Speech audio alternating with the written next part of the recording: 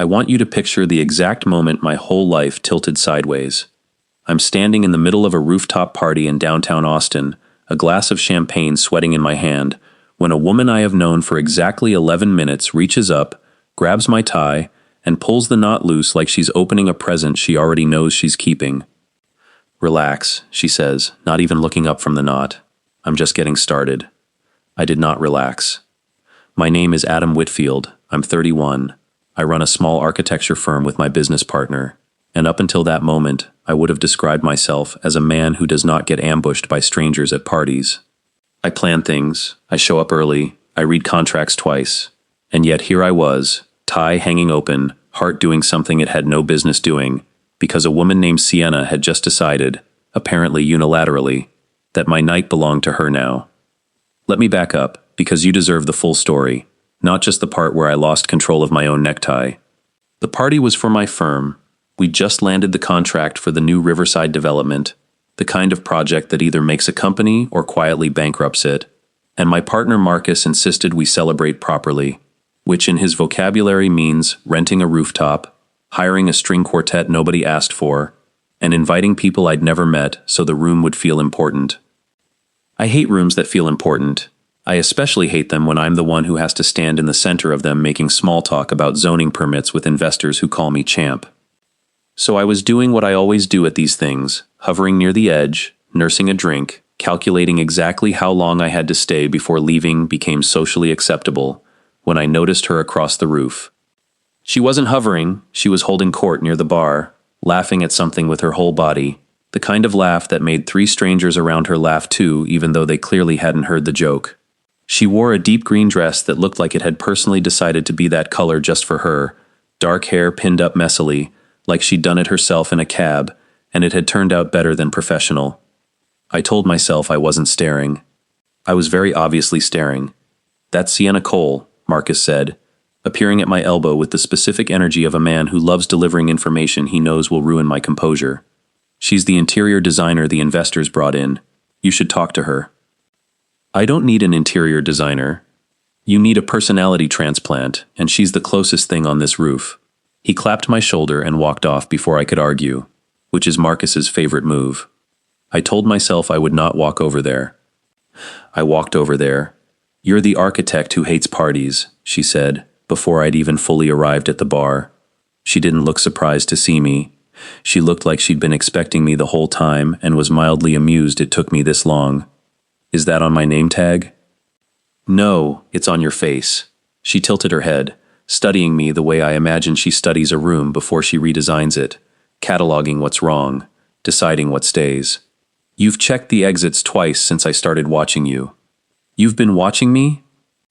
"Everyone's been watching you. You're the reason we're all here. You're just the only one not enjoying it." She handed me a fresh glass off the bar, took the old one out of my hand without asking, and set it down like she'd just solved a small design flaw in my evening. "I'm Sienna." "Adam." "I know, like I said, reason we're all here." There should have been something annoying about how sure of herself she was. Instead, there was something steadying about it, like standing next to someone who has never once doubted which way was north. We talked for 20 minutes that felt like 4. She'd grown up outside Charleston, moved to Austin for a design internship that turned into a career, and had strong, specific opinions about how most modern buildings forget that people have to live inside them, not just look at them from the street. I found myself arguing with her about load-bearing walls with more enthusiasm than I'd argued about anything in months, and somewhere in there, I realized I'd forgotten to check the exits even once. Then Marcus called my name from across the roof, something about the investors wanting a photo, and I sighed. The particular sigh of a man being pulled back into a room he doesn't want to perform in. "Duty calls," I said, probably going to have to smile for something. "You'll want to loosen that first," Sienna said, nodding at my collar. "You've been strangling yourself since the moment I met you. It's a tie. It's supposed to be tight. That's a very sad way to live." And then, before I could respond, before I even fully registered what was happening, she reached up, hooked 2 fingers into the knot, and pulled it loose in one smooth motion, like she'd done it 100 times, like my tie had simply been waiting its whole life for her hands. "There," she said, patting my chest once, satisfied. Better. You can't just, I started, and my voice came out about an octave higher than I intended. Relax, she said, stepping back, that same amused tilt to her head. I'm just getting started. Then she turned and walked back toward the bar, leaving me standing there with a loosened tie, a racing pulse, and absolutely no idea what just getting started meant, only a very strong desire to find out. I did not find out that night. Marcus dragged me into the photo, then into a conversation with the investors that lasted 45 minutes, and by the time I looked up, Sienna was gone. No number, no goodbye, just an empty space by the bar and a knot in my tie that would never sit quite the same again. You're doing the face, Marcus said on the walk to our cars. What face? The face you do when a building doesn't work out the way you drew it, like you're recalculating something. I'm not recalculating anything. Adam, you've been staring at your tie for 10 minutes. I had, in fact, been staring at my tie for 10 minutes. Here's the thing about being a planner your whole life. You get very good at closing loops. Every project has a start and a finish. Every problem has a solution if you're patient enough to find it. But Sienna hadn't given me a loop to close. She'd given me an open door and walked through it without telling me where it led. I spent the next 3 days telling myself I would not look her up. I looked her up on day 1.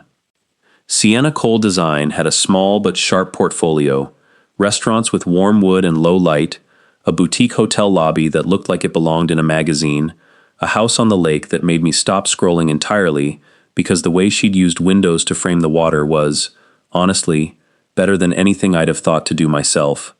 I hated how much that impressed me. I hated more that I couldn't stop looking.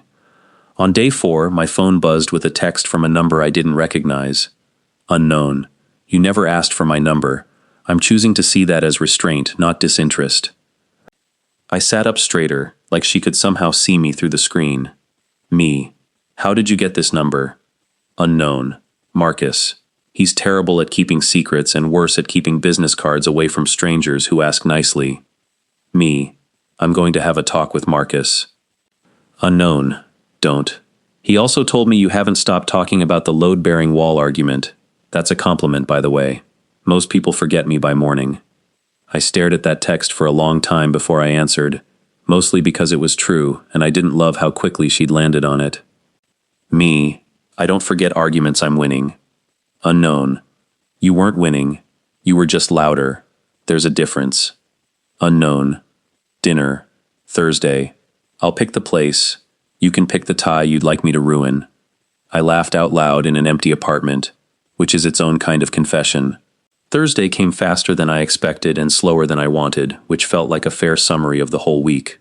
Sienna picked a small restaurant tucked behind a bookstore, the kind of place with exactly 9 tables and a chef who came out personally to argue with regulars about the wine list.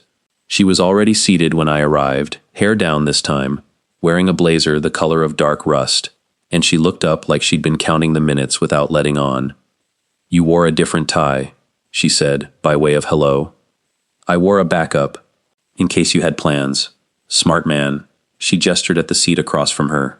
Sit. Let's see if you're as interesting sober and unambushed as you were at that party. I was ambushed. You were rescued. There's a difference. She poured me a glass of wine from the bottle already open on the table, and something about the ease of it, like we'd done this 100 times, like the space between us had already been furnished, settled something in my chest that had been restless all week.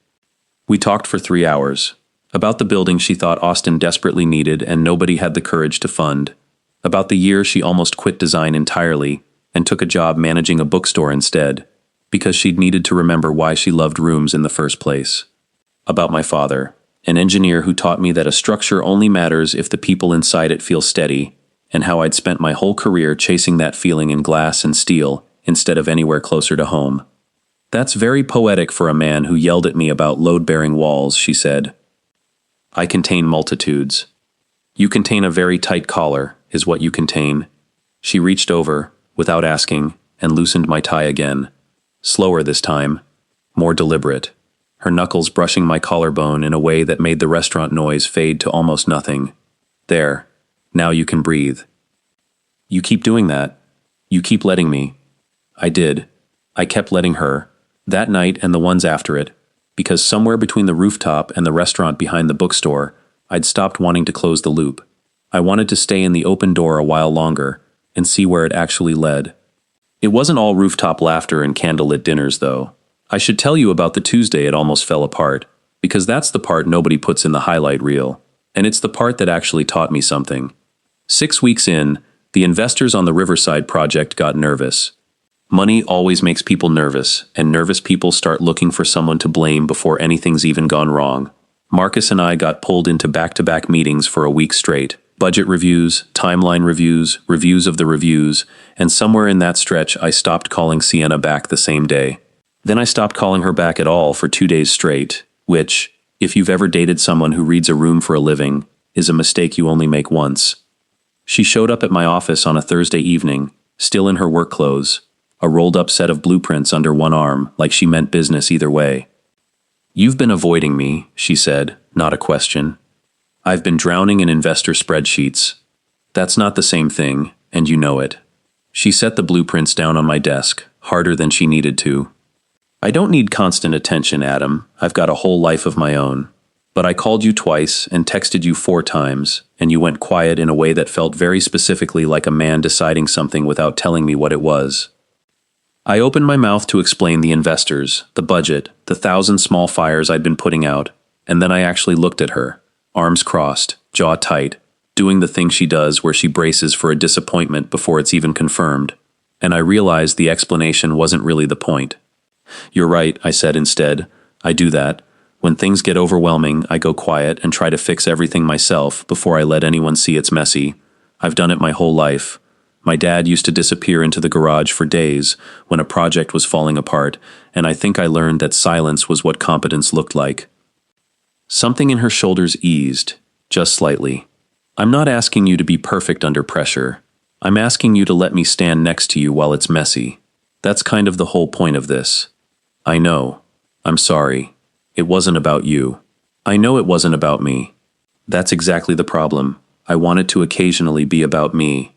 A small, reluctant smile broke through.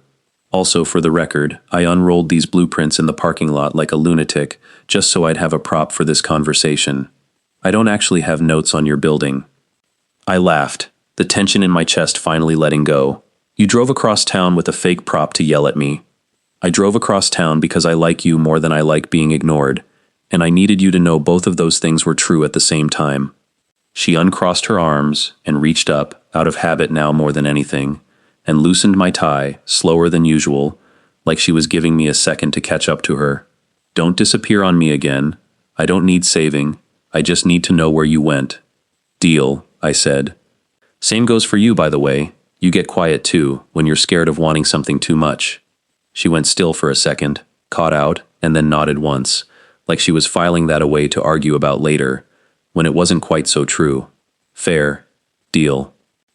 We stood there in my too quiet office with the city lights coming on outside the window, and something between us settled into a different kind of certainty, not the electric ambushed feeling from the rooftop, but something steadier, the kind you build on purpose instead of stumbling into. It led, eventually, to a Tuesday 3 months later, standing in the lobby of the Riverside building we'd finally broken ground on, watching Sienna argue with a contractor about window placement, with the exact same fierce, amused certainty she'd used to unknot my tie the first night we met. "You're doing the face again," Marcus said, appearing at my elbow the way he always does, right when I least want commentary. "I'm not doing a face. You're doing the face you do when a building finally works the way you drew it." I watched Sienna win her argument, watched the contractor throw up his hands and concede, watched her turn and catch me watching her, that same tilt of her head, like she already knew exactly what I was thinking before I did. She crossed the lobby, reached up, and straightened my tie instead of loosening it this time, smoothing it flat against my chest with both hands, slower than she needed to. "You look nervous," she said. "I'm not nervous. You're doing a very specific kind of lying." She patted my chest once, the same gesture from the rooftop, except this time it didn't feel like the start of something uncertain. It felt like something settled. "I was going to ask you something," I said, and I had a whole plan for how to do it.